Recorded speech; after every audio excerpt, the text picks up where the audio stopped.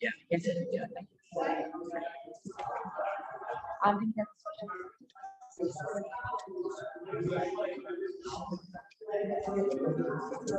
Give it about a minute.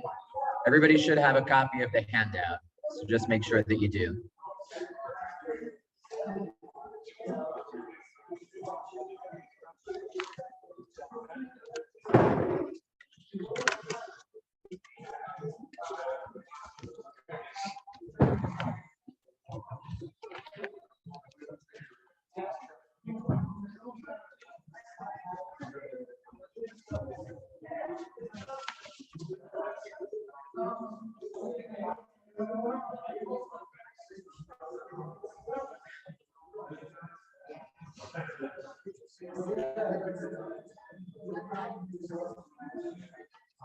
Leah, copy of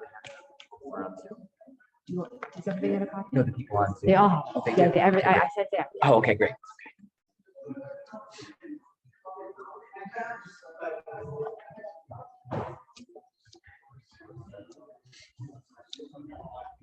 Okay, let's get started.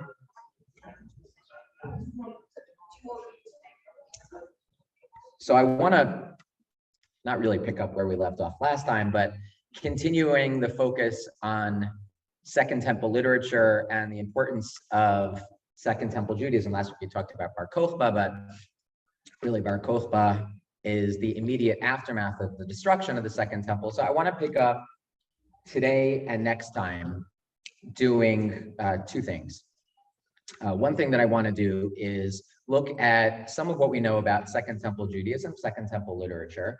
And I also want to compare it to rabbinic literature, as we did last time, and talk about some of the similarities and differences in terms of the Judaism of each of those periods. So the Dead Sea Scrolls, which is going to be the topic for today, is among the most important subjects when we speak about Second Temple Judaism on the one hand, and what we can say about the backdrop to rabbinic Judaism on the other hand. So again, just to return to some of the dates, when we talk about the Second Temple, so the Second Temple is built in the year 515 BCE and is destroyed in the year 70 CE. As we'll see, the Dead Sea Scrolls don't encompass literature from that entire period. We're really going to be talking mostly about the latter half of that very long 600-year period today. The topic for today is, what are the Dead Sea Scrolls and why do they matter for the history of Halacha? Before we get to that latter point, why do they matter for the history of Halacha, we need to first understand something about what the Dead Sea Scrolls are. So let me just introduce the background to the Dead Sea Scrolls, how they were discovered, and something about their contents. So the Dead Sea Scrolls are discovered in the year 1947. The story that's told is both interesting and dramatic. There's a Bedouin shepherd who young Bedouin shepherd follows his sheep into the caves near the site, the archaeological site known as Qumran. We'll talk about Qumran in a little bit, which is right along the Dead Sea. Follows his sheep into one of these caves, throws a stone after the sheep, and he hears something shatter. Goes into the cave, discovers that what is shattered is a large piece of pottery, and sees that the large piece of pottery contains what looks like an ancient scroll. The historians scour the rest of that cave and subsequently 10 additional caves. And so there are 11 caves that contains Dead Sea Scrolls that are found in the Judean desert, along with other scrolls found elsewhere in the Judean desert. And these texts, these Dead Sea Scrolls, generally speaking, are dated from the middle of the 3rd century BCE. So let's call it around the year 250 BCE, as late as the year 68 CE. And the reason that I say 68 CE is because, as I'll mention in a couple of minutes, these Dead Sea Scrolls are associated with the archaeological site known as Qumran. And we know that Qumran was destroyed by the Romans in the lead up to the destruction of the temple in the year 70. Okay, so none of the texts could have been copied later than the year 68 CE. Now, when I say that the dates range from the middle of the 3rd century BCE until around 68 CE, that doesn't mean that these texts were composed as early as let's call it 250 BCE and as late as 68 CE. Many of these texts were composed long before that period. Again, as I'll talk about in a couple of minutes, many of the texts that were found were texts from Tanakh. So the claim is not that the texts of Tanakh were written in the year 250 BCE. The claim is that if we pay attention to when these texts were copied, meaning the physical artifact in front of us, those physical artifacts, those scrolls were copied somewhere in that time period. Historians date those texts between the year 250 BCE and the year 68 CE using two forms of technology, one of which is a little bit more crude, the other of which is a little bit more sophisticated. The cruder technology that historians use to date the actual physical artifact is known as paleography, which is the study of scripts. Historians are able to develop a catalog of scripts and determine, based on this catalog, how certain letters were written out by scribes during a certain time period. If they then compare the script on the Dead Sea Scrolls with this catalog of scripts that they have independently, they can determine within a 50 to 100 year period, roughly speaking, when was this text copied? That's known as paleography. The second form of technology, which is more sophisticated, which interestingly, for the most part, corroborates paleography, is carbon-14 dating. Carbon-14 dating, again, can give us a date within roughly a 50-year period that tells us this text in front of us was probably copied between the years, let's call it 25 BCE and 25 CE. Interestingly, as I said, these two technologies, one cruder, one more sophisticated, for the most part, corroborate each other. And that's where we get the period roughly from the middle of the 3rd century until the year 68 CE. Now, the texts that are found among the Dead Sea Scrolls, we could divide them up in any number of ways. Generally speaking, I would divide them up into 3 different categories. The first category are biblical texts. And in general, historians assume that every biblical text, meaning every text from Tanakh, was found among the Dead Sea Scrolls with the exception of Esther, which is interesting why exactly Esther was not found among the Dead Sea Scrolls. Second category of texts are texts from outside of Tanakh, but texts that we had before the discovery of the Dead Sea Scrolls. So it's not that there was a total absence of literature from this period before the discovery of the Dead Sea Scrolls in 1947. So much of what we find in the Dead Sea Scrolls are simply earlier forms of these texts that we had beforehand, often in the original language. So let me give an example. So for example, one of the important texts that's found among the Dead Sea Scrolls is a book known as Tobit. Tobit is a book in the section of what comes to be the canon of the Catholic Church known as the Book of Tobit, the section of the Catholic Church known as the Apocrypha. The Book of Tobit is in the Apocrypha. However, it only survives largely in Greek. What they found among the Dead Sea Scrolls is the original Aramaic form of the Book of Tobit. That's an example where they found a version of the text, but in an older version and in the original language. So that in and of itself is valuable, even if they're not necessarily finding new texts. I think the most interesting category, and this is going to be the pivotal category for us today, are texts that we did not have access to, that we didn't know about beforehand. Those obviously will do the most to expand our knowledge, our understanding of Second Temple Judaism in general. That's going to be the category that we're going to focus on today. Among that category, that last category, texts that we did not have before, that only turn up among the Dead Sea Scrolls, some of them were simply copied by whatever group was responsible for the Dead Sea Scrolls, and I'll talk about what group that may have been in a moment. Some of them may have been copied by that group, and others were actually written by the group. This final category, texts that we did not have before, that were not simply copied by the group, but that were actually authored, composed by the group, that's going to be of greatest importance and of interest for us when we talk about what is the significance of these texts for the history of Halacha. Okay, now, in general, the genre of texts among the Dead Sea Scrolls is very wide-ranging. So, for example, in addition to what I said before, biblical texts, they find many texts of biblical interpretation, prayers, hymns, works of narrative, and again, for our immediate interests, many works of law, many works of halacha. Now, we can say a few things about the community associated with the Dead Sea Scrolls. For various reasons, historians generally assume that the Dead Sea Scrolls that were found in these caves belong to a group that lived at the archaeological site known as Qumran, which you can visit today. The archaeological site of Qumran, if we put what we find archaeologically at that site alongside what were found among the Dead Sea Scrolls, gives us the following picture of this group. So this group was, first of all, obsessed with the laws of ritual purity, with the laws of Tumah and Tahara. And we see that in a number of cases. So the text among the Dead Sea Scrolls, just to give one example of how this community that lived at Qumran, that was likely responsible or at least owned these Dead Sea Scrolls, one of the ways that we know that they were obsessed with the laws of ritual purity is that in the texts talk about the need to dig out a hole before relieving yourself. Before going to the bathroom, you can't simply relieve yourself on the floor. You have to dig out a hole and cover it up after you're done, apparently because going to the bathroom is understood as contaminating, as a form of ritual impurity.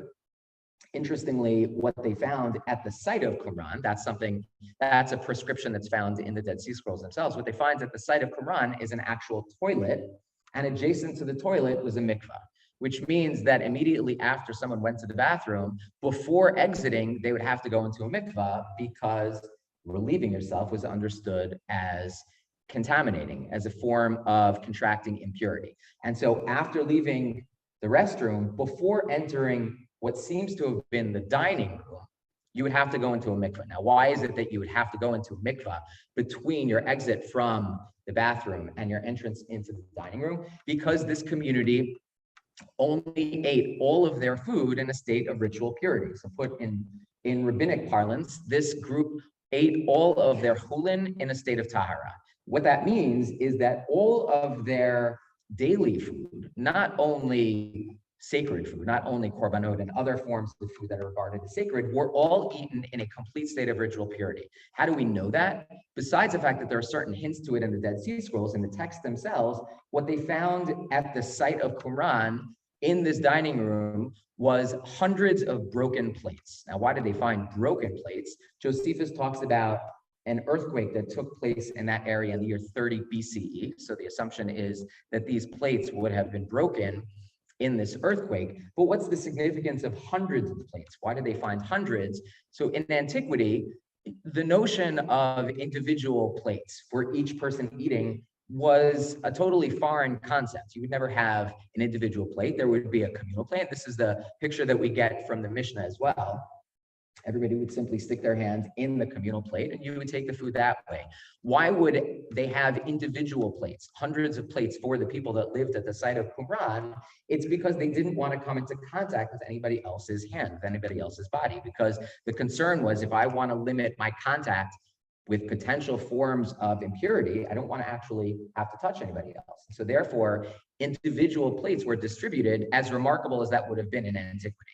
Even something like a toilet would have been remarkable in antiquity. So for example, at the site of Pompeii, there are signs that are found in some of the shops and some of the, what would have been the entrances to the shops saying, please don't relieve yourselves here.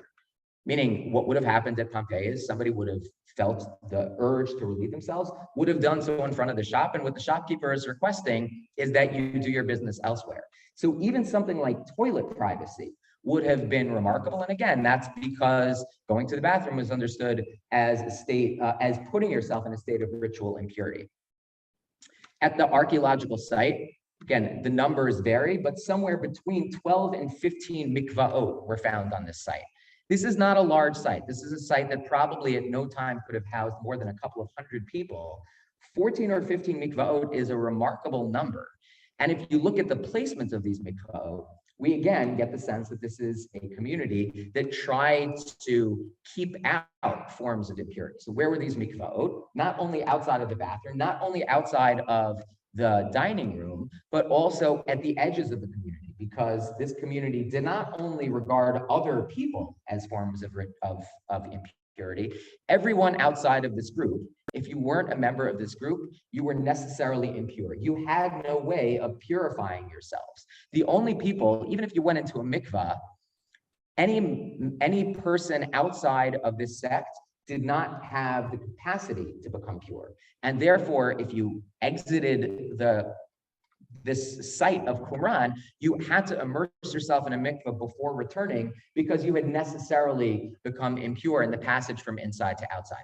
That should give us a sense of just how obsessed this community was with ritual impurity and their commitment to the halachot governing the laws of impurity. And in fact, they criticized their opponents, other groups that seem to have been, in their minds, laxer in the observance of the laws of ritual impurity. So halacha played an important role in their lives, and laws of ritual impurity are just one such example. Other remarkable aspects of this group, again, based on the texts found among the Dead Sea Scrolls, this group seems to have thought that they were living on the edge of the Messianic era. They were living in the end of days, which in and of itself is not necessarily remarkable. There were many Jews at that time that thought that they were living on the edge of the end of days. What's remarkable about this group is that they thought that with the coming of the Messianic period, they alone would be part of that redeemed community. All other Jews, all other non-members would be destroyed in an apocalyptic war that would lead up to the coming of the end of days. One of the texts describes the series of battles that will take place in this apocalyptic war between members of the group and between outsiders, both Jewish outsiders and non-Jewish outsiders, that would eventuate in the complete destruction of the outside world, the salvation of this community.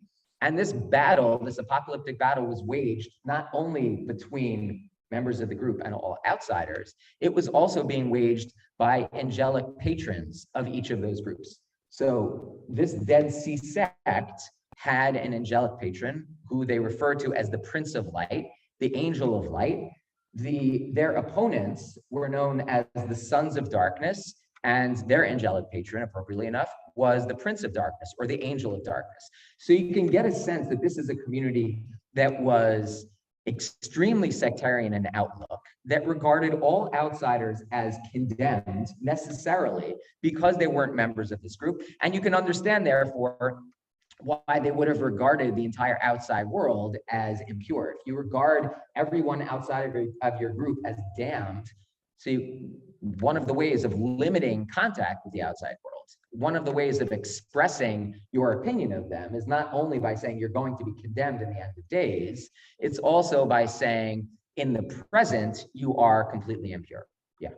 Was this sect recognized by people outside the sect? Do you see any references in the literature, more mainstream views about this sect? Okay, so much of what I've said seems to mirror the description of one of the groups that Josephus refers to as the Essenes. Okay, Josephus, in talking about the Second Temple period, refers to three different groups: the Pharisees, the Prushim. Now, Josephus is writing in Greek, so he's not using this language, but we know that the Pharisees seem to correspond to the group that Chazal referred to as the Prushim, the Sadducees, who in rabbinic literature appear as the Tzdukim, and then a group that Josephus refers to as the Essenes. Now, one of the complications is Josephus is writing in Greek. We have other references to the Essenes in Greek and other authors. We don't know what the word Essene would have looked like in a Semitic language. So it's hard for us to know, does this group appear in other Hebrew or Aramaic texts? Because all that we hear about them are from Greek texts. But what's important to just observe is that if in fact there's this association between this group that seems to have lived at the site of Qumran and that seems to have owned and had access to the Dead Sea Scrolls, we can say even more about this group on the basis of Josephus. And much of what Josephus says corroborates what I was just describing. Yeah. So how did it, in terms of Tumah, how did they deal with Tumah's nida and with childbirth that nida, that occurs? Good. Okay, so one other point that I was going to get to, it's likely this group that lived at the site of Qumran that was responsible for the Dead Sea Scrolls was probably part of a larger movement. The Essenes were probably not isolated to this one group, But in general, historians assume that some parts of this group were actually celibate. So not only were they an extremely ascetic group, and the texts also talk about the fact that probably there was a limit. Some members of this group probably didn't own private property. Property would have been owned in common. And members of that sort of extreme version of this movement likely would have been celibate. And so in terms of things like Tumat Nida, Tumat Yoledet, things like that, that wouldn't have been a concern for them. Now, why is it that some members of this group would have been celibate and not married? So that too needs to be connected with their belief that they were living on the edge of the Messianic era. We know this from other groups at that time, but celibacy was understood to be something that a person should engage in as the Mashiach was expected to come, because at that time, it's not something that you wanted to be pure when Mashiach came, but that you didn't want to necessarily have any real ties. You wanted to sort of remain in the sort of current state of affairs, not marry, not move on. And so therefore, this community therefore would have excluded. There may have been women in this group. It's entirely possible, and that's controversial, but it may have been a group that consists both of men and women. It's just that they wouldn't have married. Yeah. Could you spend a minute, please, with each meal, just a minute on each one? Okay, so I'm going to spend 20 seconds on each one if I can. So the Pharisees, the Prushim, would have been the antecedents of the rabbis who show up in the Mishnah. Likely would have, there are reasons for thinking that some of their halachot correspond to the halachot that show up in the Mishnah. And so therefore we assume that there's probably some sort of link that can be drawn between what we know about the Pharisees and that we know about the rabbis of the Mishnah, including the fact that their views on free will were likely the same, according to Josephus. The Sadducees were likely mostly a priestly group. They're generally described in both rabbinic literature and in Josephus as the arch enemies of the Pharisees. Among their beliefs, the Sadducees rejected the legitimacy of Torah Shebaal Peh. That's certainly what we find in rabbinic literature. Some version of that is also found in Josephus as well. And the Essenes is the group that I've been describing. So the Essenes, in general, historians assume that the sect that I've been describing that lived at Qumran were a group of Essenes. Yeah, to the extent that the rabbis are descendants of the Prushim and we're descendants of the rabbis, so that would be the line that we would trace. Okay, so now the Dead Sea Scrolls are found in 1947. What happens in 1948, of course, is outbreak of war, and the area around the Dead Sea becomes the territory of Jordan, which means that Jews now don't become members of the editorial team that are going to edit the Dead Sea Scrolls. The reason that the Dead Sea Scrolls need to be edited is because, for the most part, they are found in extremely fragmentary form. There are, once historians begin piecing these fragments together, there are about between 900 and 1,000 different manuscripts that were found, not 900 to 1,000 different texts, but 900 to 1,000 different manuscripts in total. But 900 to 1,000 manuscripts, but tens of thousands of little tiny fragments that need to then be basically pasted together as a process of careful reconstruction. That work of careful reconstruction was done by Christians because Jews did not have access by virtue of this territory being in Jordan. Jews only became part of the editorial team much, much later. And because the original editorial team were Christians, for both theological reasons and for reasons of scholarly competency, works of law, works of halacha were among the last texts to be edited. And so there was very little insight into what this group did halachically until Jews really became part of the editorial team, which was really much later in the 1980s and the 1990s. And so our knowledge of much of their halachic system is really not something that could be determined as early as 1947, but it really was something that took full decades to develop. Okay, what we see from the Dead Sea Scrolls is that halacha was important not only to the Pharisees, not only to the community that will become the rabbis, but it was of broader interest and a broader application across different groups, including groups that look nothing like the rabbis. And the Essenes really, in many ways, are very, very different from what we find in rabbinic literature in terms of their messianism, in terms of their sectarian outlook, and in terms of much of their halacha. But rather than focusing on specific areas of legal doctrine, when I speak about the importance of these texts for the history of halacha, what I instead want to focus on is how these texts explain the authority that lies behind them. In some ways, that's the most foundational question that we could ask about any legal system, and it's really the most controversial question across all of Jewish history.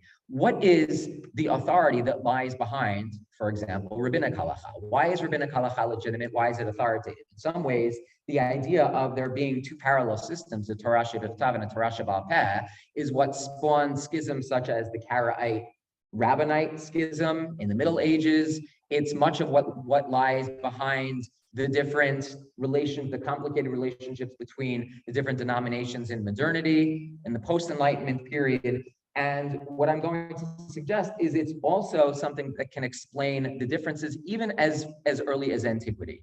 We couldn't, before the Dead Sea Scrolls, we couldn't really talk about the differences between how the rabbinic system explained its underlying authority and competing systems of Jewish law. We couldn't really do that earlier than the Middle Ages because we didn't have access to texts that were earlier than, let's call them medieval Karaite texts. What we can say on the basis of the Dead Sea Scrolls is that when the rabbis talk about, for example, a Torah sheba'al peh, parallel to Torah shebichtav, that was not something that would have been accepted by all Jews at that time. And so the question then is, how did competing groups explain the underlying authority of their legal systems?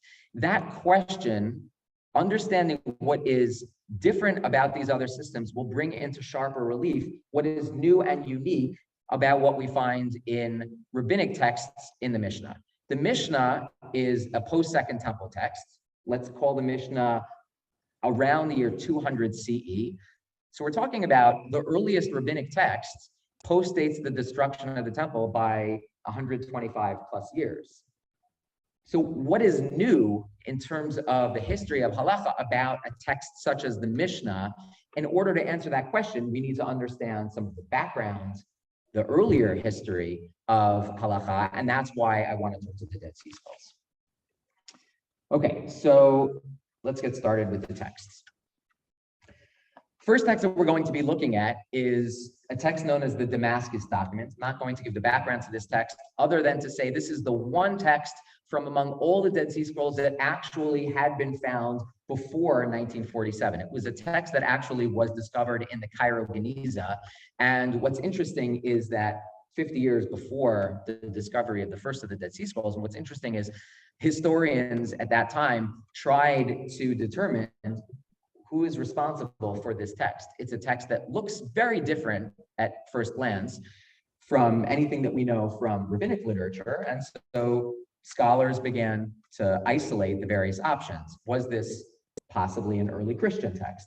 Was this a Sadducean text? Was this a Pharisaic text? Was this an Essene text? Or was this perhaps a text that represents a sect that we didn't know anything about beforehand? All of these were the various options. And interestingly, this text also surfaced in a number of different copies among the Dead Sea Scrolls. We're going to be reading from a version of the text that I said was found among at the Cairo Geniza, which interestingly, even though that text probably dates from the Middle Ages, let's call it around the year 1000 CE, actually approximates very closely the Second Temple copies of this text. What's important for our purposes is not the background to it, but what this text actually says. We're going to be reading in the English. Feel free to follow along in the Hebrew.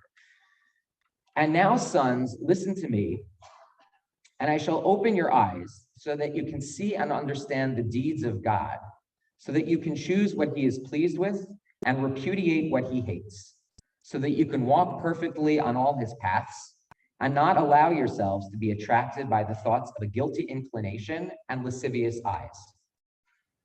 For many have gone astray due to these, meaning many people have sinned because of their guilty inclination and lascivious eyes. Brave heroes stumbled on account of them from ancient times until now. For having walked in the stubbornness of their hearts, the watchers of the heavens fell. The watchers are known more from are more famous because of the role that they play in Christian theology, but they first show up very frequently in Second Temple literature. And these are the watchers, are the Malachei Hasharet, the presence who are before God, who watch God, and who descend to earth. Different reasons are given in Second Temple literature. Likely what this text has in mind is that they descended because they succumbed to their lust and wanted to have sex with women. So they descended to earth, and by virtue of having sort of abandoned God and descended, they were punished. And so the idea that this text seems to indicate is that the earliest of the biblical narratives that talks about a group as having sinned by virtue of walking in the stubbornness of their heart were these watchers. On account of it, they were caught, for they did not heed the precepts of God. And their sons, the offspring of women and these angels, whose height was like that of cedars and whose bodies were like mountains, strayed through it, they were cut off and fell. All flesh, which there was on the dry earth expired. So meaning because of the story of the watchers, which in general is associated with the kind of cryptic passage in the Torah, this union between the Bnei HaElohim and the Benot HaAdam, which is found in Parak Vav and Breshit. So the result of that union, of that forbidden union, ends up being the flood. And so all flesh that was on the dry earth expired because, right, as part of the flood in Sefer Breshit, became as if they had never been, because they had realized their desires and had failed to keep their Creator's precepts until his wrath flared up against them. So what we're beginning to see is that biblical history is being traced as an ongoing and unfolding drama of sin. Each generation, beginning with the watchers, now to their children, and then to the flood generation, is punished because they are giving in to their guilty inclinations and their lascivious eyes, is the way that this text describes it. Through it is the stubbornness of their hearts. So through it, the sons of Noah and their families, there's a couple of words missing here. Through it, the sons of Noah and their families were cut off. So again, there isn't a break yet. We haven't yet seen a break in this trajectory of sin. It's not as if the text attributes some righteousness to Noah. Again, there's no break in the history of sin until Abraham. Abraham did not walk in it, meaning he broke the pattern of sin and was counted as a friend for keeping God's precepts and not following the desire of his spirit. And he passed them on to Isaac and to Jacob. So the Avot were the three people who finally broke this cycle of sin, and they kept them and were written up as friends of God and as members of the covenant forever. So the first example of a brit in the Torah that we have in the Torah is the brit that Hashem forges with Noah. That brit is absent, as is Noah's righteousness. The first example of righteous individuals and the first brit that is described in this text is the brit that Hashem forges with Avram, Yitzchak, and Yaakov. And Avram, Yitzchak, and Yaakov are the first three people who managed to observe God's will. But their children very quickly deviate from this path. And in Egypt, Jacob's sons strayed because of them and were punished in accordance with their mistakes. So there's a very brief window of time when anyone follows God's will. And in Egypt, their sons walked in the stubbornness of their hearts, plotting against God's precepts, and each one doing what was right in his own eyes. So the sons of Yaakov, their offspring in Egypt, and even once the Jews leave Egypt and they ate blood, and their males were cut off in the wilderness. And he spoke to them in Kadesh, this is a quote from Devarim Parak Tet, go and possess the land. But they preferred the desire of their spirit and did not listen to the voice of their Creator, the precepts he had taught them, and murmured in their tents. So even the people in the time of the Midbar sinned and succumbed to sin. Now, what's missing from this narrative, just so far? Har Sinai. There's no reference to a brit at Sinai and the giving of the Torah. Again, the story that this text is telling is one of unbroken sin with this one brief window of observance during the time of the Avot. And the text continues from there. And their sons died through it. And through it, and again, it is walking in the stubbornness of their hearts. And through it, their kings were cut off. and through it their warriors perished, and through it their land was laid waste. So all the way up through their entrance to the land until the destruction of the first Beit HaMikdash, right? An unending period of sin. Through it, the very first to enter the covenants made themselves guilty and were delivered up to the sword for having deserted God's covenants and having chosen their whims and having followed the stubbornness of their heart, each one doing what was his desire. Again, when is the final break in this trajectory? Final break in this trajectory, the bolded section here, is the sect itself. Yeah. No, so he's not. So this text is only talking about the covenant that was formed with Abraham, Yitzchak, and Yaakov. Put aside what you know based on the narrative of the Torah and just focus on this text, which omits anything that took place at Sinai and focuses only on Abraham, Yitzchak, and Yaakov. So, okay, so let's just continue in this passage and we'll get to that. This is, yeah, correct. When they go down to Egypt, when Yaakov and his sons go down to Egypt, right? With those who remain steadfast in God's precepts, with those who are left from among them, God established his covenant with Israel forever, revealing to them hidden matters in which all Israel had gone astray, his holy Sabbaths and his glorious feasts, his just stipulations and his truthful paths, and the wishes of his will, which man must do in order to live by them. So what's the first break in this kind of trajectory of sin that precedes the Avot and follows the Avot? The only break is the arrival of this group, of the sect that I've been describing, of the sect that's associated with the Dead Sea Scrolls. What happens that allows them to break this process of sin? The fact that God revealed to them hidden matters in which all Israel had gone astray. Revealed to them hidden matters in the Hebrew is ligalot lahem nistarot. So there is a revelation of something that is known as the nistar, the secret or hidden layer of the Torah. And other texts among the Dead Sea Scrolls draw a distinction between two forms of the Torah. There is what is known as the Nigla, the revealed Torah. What's the revealed Torah? The revealed Torah is Torah Shabbat. That's the Torah that everybody has. But in order to competently observe the Torah, to evade sin and to join God's covenants, it's not enough to observe the Nigla, the revealed Torah. It's also necessary to observe the Nistar, the secret or hidden Torah. Now, how do you get access to the hidden Torah? The access to the hidden Torah is only available through divine revelation. Right? This is hinted at here and is also found elsewhere in the Dead Sea Scrolls. The idea is the trajectory of sin can only be broken when God reveals to the people the correct way of observing the Torah. What they are observing is not a tradition that they are tracing back to Sinai.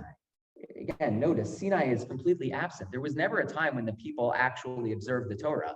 What they are observing is on the basis of divine revelation that they have received in their own day.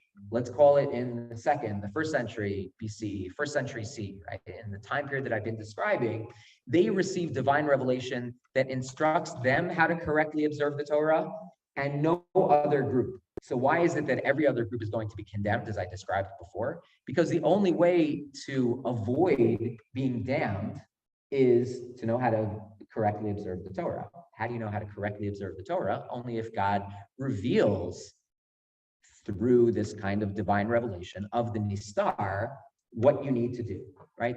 And so therefore this is, now, obviously this is an extreme view, but everything that I've been describing about this group should suggest that this is a group with a deep sectarian consciousness. And part of how they're expressing that deep sectarian consciousness is saying, we're the only people that actually know how to observe the Torah, because we're the only people to whom God has revealed this layer of the Torah known as the Nistar. Yeah. Yeah, I've had a little trouble placing people that scrolls in context. What I mean by that is, let's say, for example, historically lived among Israel,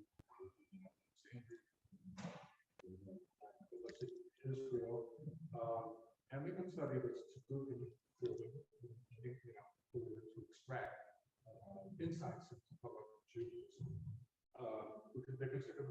outside the pale of considered Mormon Judaism, our kind of Judaism. Christians, on the other hand, accept, for the most part, quote, Old Testament. I don't think they revise it, they interpret it. Whereas this time, they actually distort it in order to fit their narrative. Are these people the essence? When we study, it's absolutely sociologically interesting. What makes us think that they give insight into Judaism in a halakhic sense as opposed to sociological, as opposed to the Christians, anybody else outside the path? So first of all, when it comes to the Stukim and the early Christians, we don't have Sadducees, certainly. We don't have access to kind of a full range of their texts. Early Christians, all that we have basically are we have some literature, but for the most part, we don't have a window into everything that they would have done.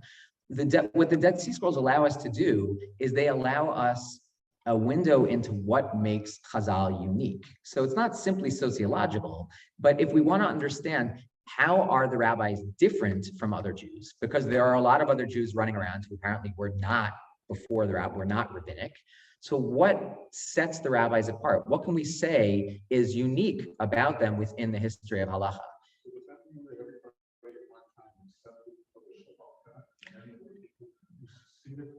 No, so that's not the claim. The claim is that it's not that everyone was rabbinic and then there's this sectarian split. The idea is that there are certain people, Pharisees, associated with the group that becomes known as the rabbis, but then there are these other Jews who observe competing sets of laws, and most Jews at this time would have been just regular Jews who weren't necessarily aligned with any of these different groups, but the Pharisees and the rabbis are one group among others. This is not a judgment on the normative significance of Chazal, but the idea is if there are these other groups that are running around that have competing systems, so what exactly is unique about the rabbis? What can we say about it? So that's why we're doing this, yeah. Well, the text doesn't mention Sinai. It does speak about and that this before us, they did not listen to the voice of their creator. The precepts he had for them, and murmured in their tents. It seems to be, if they sin, then you can only sin if you have rules, and they refer to precepts.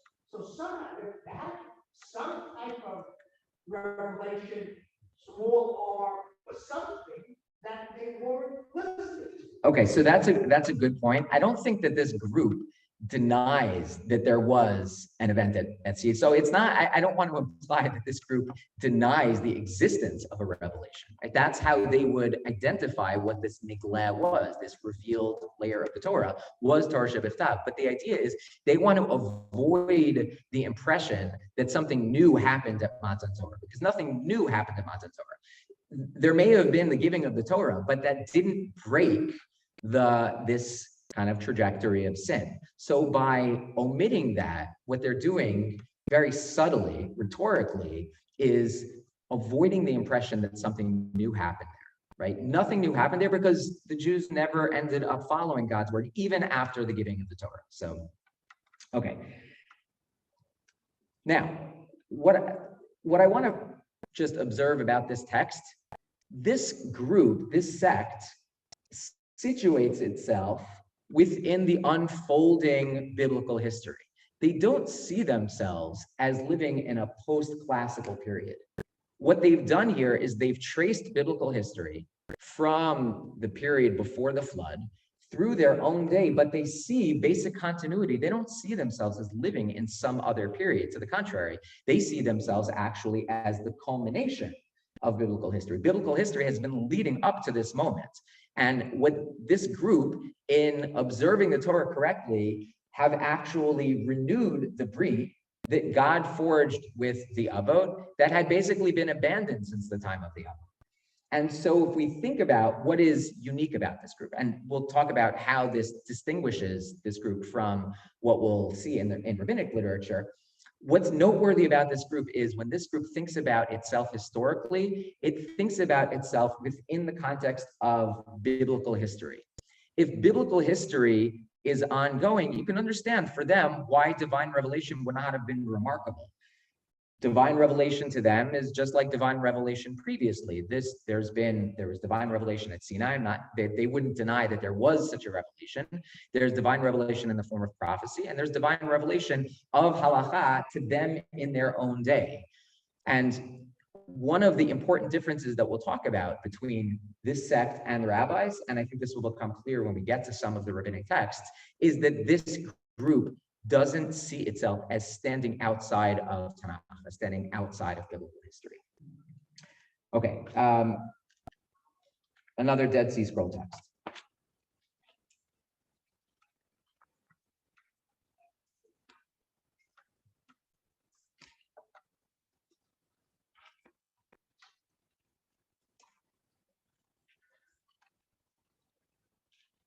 This text is known as the Temple Scroll. Again, not going to get into great detail about what the Temple Scroll is, but the Temple Scroll, very briefly, what it does is it combines areas of halacha that in Torah Shebechtav are found in different places and brings them together. That's one of the important tendencies of this text. So in the text that we're going to be looking at, the laws of pure and impure animals, the laws of kashrut that are found in Vayikra Yud Aleph, are juxtaposed to the laws of pure and impure animals, the laws of kashrut in Parshat Re'eh. And so we're going to be looking at the section of this text known as the Temple Scroll that brings these two parshiot together. At the bottom of page 3, you can see what this text looks like. This text is going to combine both biblical psukim as well as non-biblical updates of halacha. So let's take a look at what that means in practice. So bottom of page 3, here I'm going to read in the Hebrew because it will be important for you to. Again, you can follow in the English. The English starts with everything. The Hebrew starts with kol sheretz haaretz. Kol sheretz haaretz titamaru, hacholed v'ha'achbar v'hatzav lamino, v'halata'a v'hakoach v'hachomet v'hatinshamet, kol ish asher yiga bahem b'motam yitma ad ha'aretz. Leave aside the weird spelling. Where is this being from? So if you take a look at page 5, this is basically a verbatim rendition with some differences of the psukim in Vayikra.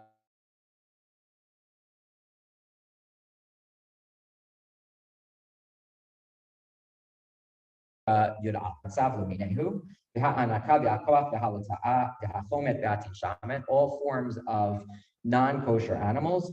If you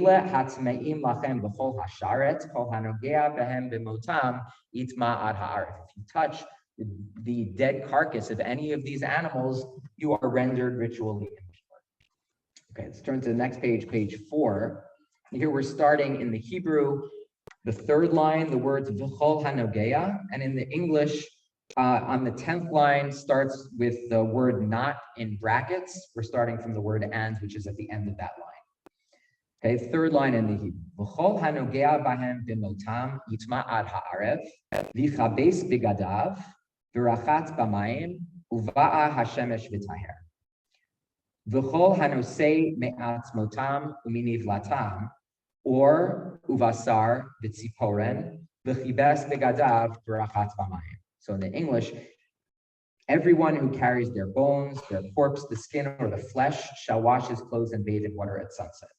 So what is this based on? So if you look back at page 5, and we're going to look at the bottom of page 5 onto page 6, this is based on Vayikra Yud Aleph, a few psukim later than the psukim that we read previously.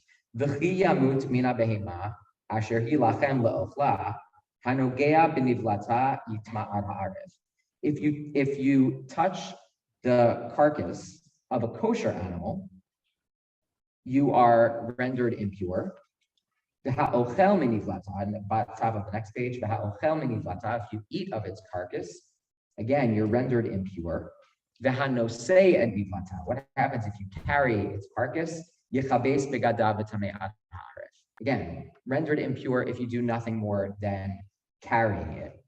Now, what is the Temple Scroll done? In the underlined portion, it's added to the end of that last pasuk. That last pasuk ended, V'chol hanosei minivlata, v'hanosei et nivlata yichabes begadav. You carry its carcass, you are rendered impure. What this text is added is not just if you carry the flesh of its carcass, but if you also carry its skin, its flesh, its nails. In all of those cases, that's also enough to render it impure. That's a difference between this text and rabbinic halacha. Rabbinic halacha says only if you carry the flesh itself, but not the nails, not the hide, will you become impure. So first of all, we have this difference just between this group in terms of that halacha and what we find in rabbinic literature. But what's more interesting for our purposes is just thinking about how this halacha appears in both the Mishnah, which is where the halacha appears in the case of rabbinic literature, and this text of the Temple Scroll. What the Temple Scroll has done is basically rewritten almost verbatim the psukim that we saw in Vayikra. But then what does it do? Then it inserts into the text itself halacha that is clearly not in the original. Now, that's very different from what you have in the Mishnah and rabbinic literature. In the Mishnah, you don't simply have a rewriting of the text followed by the statement of halacha. What you have in the Mishnah is a completely separate text, a separate corpus that contains halacha, obviously, but it's not explicitly associated with the text of the Torah the way that it is here.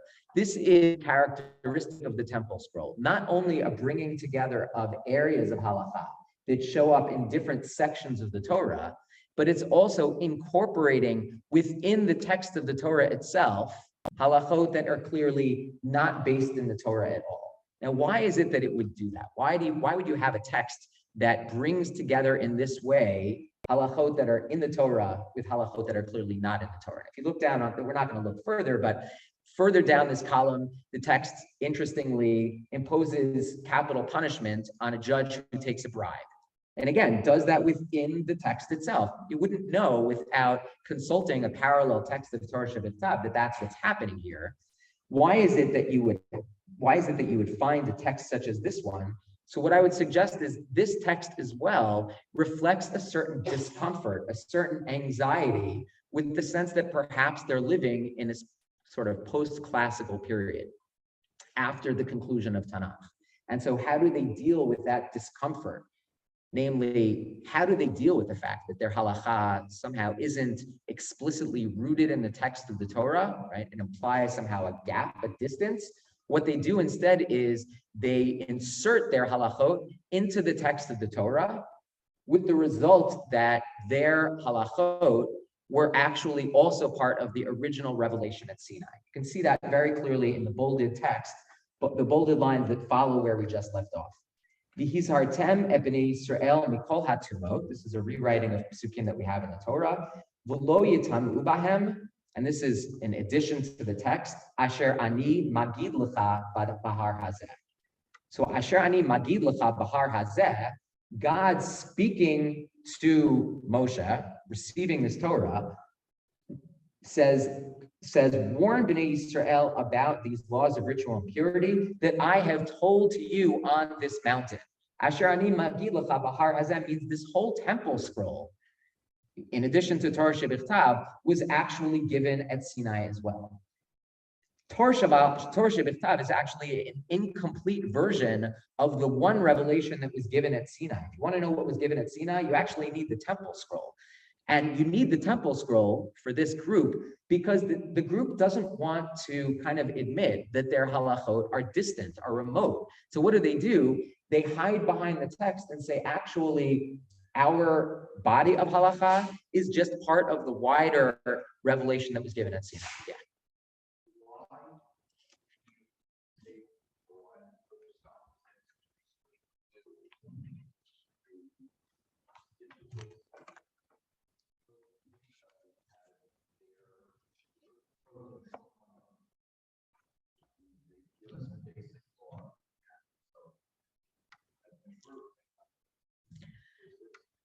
So,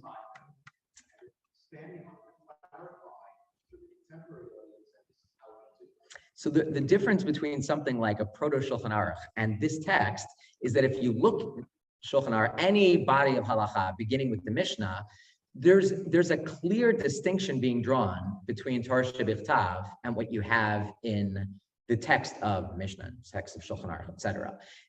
Right? You have explicit distinctions. Here, what you have is you have a blending together. It's only because we can compare this text side by side with the Torah that we can reconstruct what they've added and what they haven't added. It's because they've blended them in that way that I think we wouldn't regard this as proto Shulchan Aruch, but we would describe this, I think, instead as an attempt to say all of this was part of one revelation. That would be, I think, the different way of reading it. Yeah. Maybe sounds like a Mishnah, but but they had, if you go back to the Damascus text, they had this other revelation up to this side. So now what? Okay, so this is their Mishnah. Instead of calling it Torah Shabbat and Torah Shabbat, they're calling it Torah Shabbat. Okay. Torah Shabbat. Okay, good. Right. So we shouldn't necessarily put these two texts together and say that the one group was observing what I called earlier as the Nistar, this contemporary revelation, and what the Temple Scroll seems to describe as an ancient revelation. These are two texts that were found among the Dead Sea Scrolls that might reflect different traditions among this group. So I don't want to conflate them and claim that the one group had these competing texts and they couldn't kind of make up their mind about where the tradition. Let's imagine these as two different versions of texts that authorize their halachic traditions differently. The first text of the Damascus document authorizing their tradition as a form of contemporary divine revelation, the Temple Scroll authorizing their tradition as part and parcel of the one original revelation that was given at Sinai. So as I understand that, the difference between Chazal and the Essenes based on the Temple Scroll is that the Essenes also had a Torah Shabbat, except they said that it's divinely inspired. So I wouldn't call it, don't confuse it with Torah Shabbal Peh, because but I mean, okay, if you want to think of it in those terms, no. So it's not two types in terms of a Nistar and the Temple Scroll. Okay, you could think of it if that's helpful. I'm not sure that I would conflate them in that way, but I think the important observation that you're making is that we are seeing two different forms of authority here. I think that's the important observation. Okay.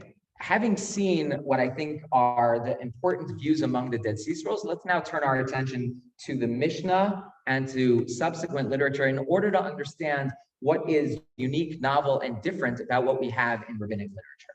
The overarching point that I want to make is that what is different about rabbinic literature from the text that we've just seen is that Chazal expressly identify themselves as living in a post-classical period. They don't see themselves as in continuity with biblical history. There's biblical history, that's over. And now we are in a different period, whatever it is that they want to call it, but the types of literature that we find, the way in which they authorize their halacha, the way in which they write it, is a function of this fact that unlike the Dead Sea Scrolls, they don't think of themselves as living within that period, and therefore divine revelation does not play as meaningful a role in rabbinic literature as it explicitly did previously. Okay, that's the claim that I want to make. Let's take a look at some of the sources, starting with the Mishnah and Chagiga, which is on page 7.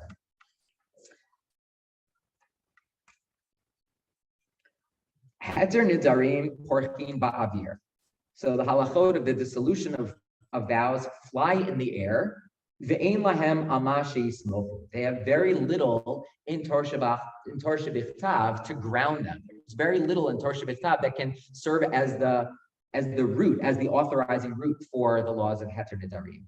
Hilchot Shabbat, Chagigot, V'hami'ilot, Harehem kahararim hatluyim b'sa'ara. Shehin mikra ma'at v'halachot merubot. There's very little, there's a little bit more, but still very little by way of explicit halakhic content of these areas of halacha in Torah Shebichtav So these areas of halacha are referred to as mountains that are hanging by a hair. There's very little explicit grounding in Torah Shabbat for these. Hadinin, the ha'avodot, hataharot, the hatumot, va'arayot, yesh lahen amashes. There's much more in Torah Shabbat that can serve as the basis for these areas of halacha, and therefore hein gufei Torah. So what I would suggest about this Mishnah is that what this Mishnah already introduces us to, and we'll see this more explicitly in a couple of other texts, what this Mishnah introduces us to is a perception of rabbinic halacha, which is not based on divine revelation. For the most part, rabbinic halacha is a function of human working out of what we find in Torah Shabbat. It's not denying that there's a Torah Shabbat Peh, but the claim is that not every halacha and not every rabbinic discussion is a product of divine revelation. And that what you find in Chazal, therefore, is a few things. You find Mishnah and all other forms of Jewish literature being written in contemporary dialect. Let's say, unlike the Temple Scroll that we just looked at. The Temple Scroll is written in biblical Hebrew. Even the non-biblical halachot are written in biblical Hebrew, even though nobody's speaking biblical Hebrew by that time. And most people, in fact, are not really speaking Hebrew either. They're probably speaking Aramaic. What you find in the Mishnah is a new dialect of Hebrew, Mishnaic Hebrew, because they don't think of themselves as living within the biblical period. And therefore, when they write in a different dialect. And they write in a dialect that is not, and what they write is not juxtaposed to Torah Shabbat in the way that it was in the Temple Scroll. And they do that, I would suggest, because they imagine themselves as living in a post-classical period and therefore as distant from divine revelation. This tension between living in a post-classical period where halacha is determined by sort of a discursive working out of how Jews are supposed to live, and divine revelation is exemplified most clearly by a famous narrative in Bava Metzia, on the bottom of page 8. Okay, so describing a machloket between two Tanaim, two rabbis of the Mishnah, Rabbi Eliezer and Rabbi Yehoshua. The details are totally immaterial for us. It's a machloket in the area of ritual purity. Look at starting with the third line in the Hebrew.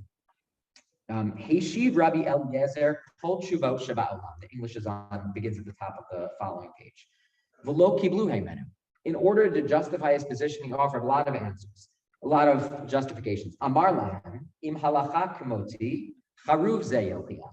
If the halacha is like me, this carob tree will perform some miraculous event.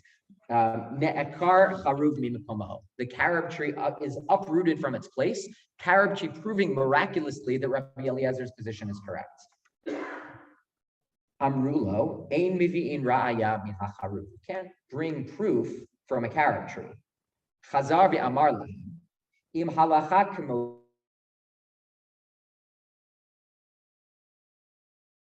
So let this stream support me.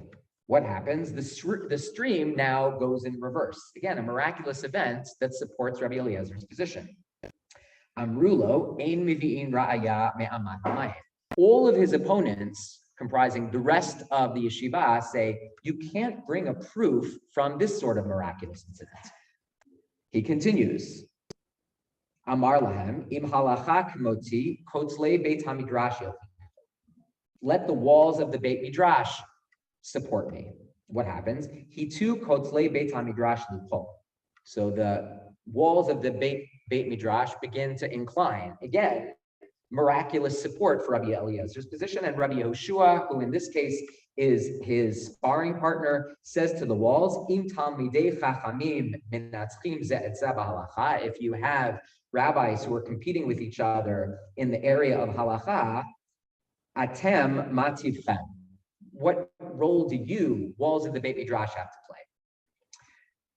Lo naflu mipnei kvodo shel Rabbi Yehoshua, v'lo zakfu mipnei kvodo shel Rabbi Eliezer. So the walls of the Beit Midrash remained in that inclined position because out of respect for both of these important rabbis.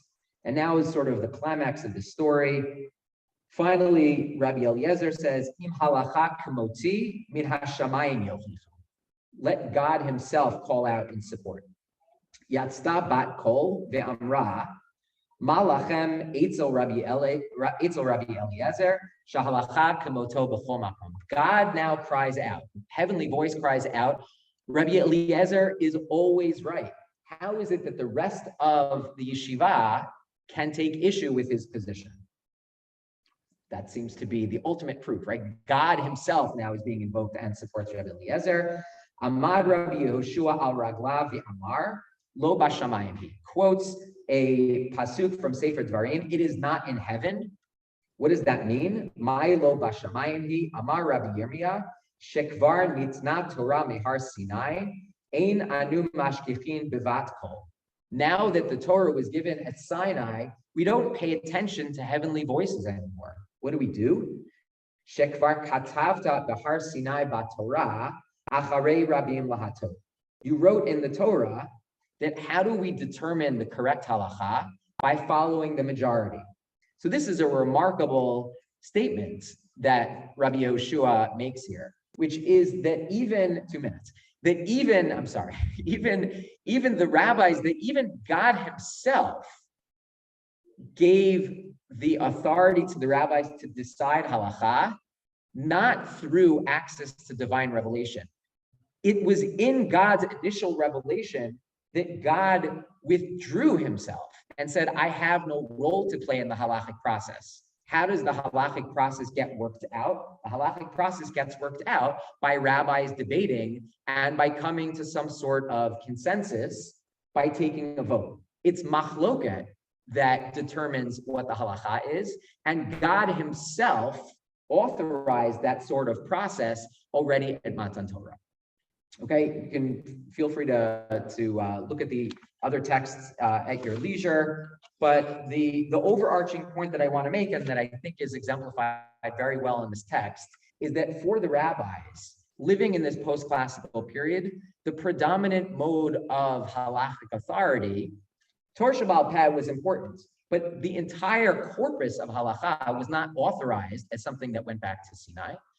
What governed halacha, what authorized halacha, were the rabbis working out through debate and deliberation what the halacha should be. There's nonetheless a tension, and that's clear from this text. Rabbi Eliezer pushes back against that. But this is the predominant mode of rabbinic discourse, and the Dead Sea Scrolls are important because what they enable us to see is just how different the rabbinic point of view is, and they give us a window into why that is. It's because the rabbis are no longer living in the shadow of the Beit HaMikdash, they're no longer living in the sectarian reality, and they imagine themselves now as living in this post-classical period where they are authorized to determine the direction of Judaism and the direction of halacha themselves. Thank you very much. Happy to stay around and answer questions. Leah, you want me to log off?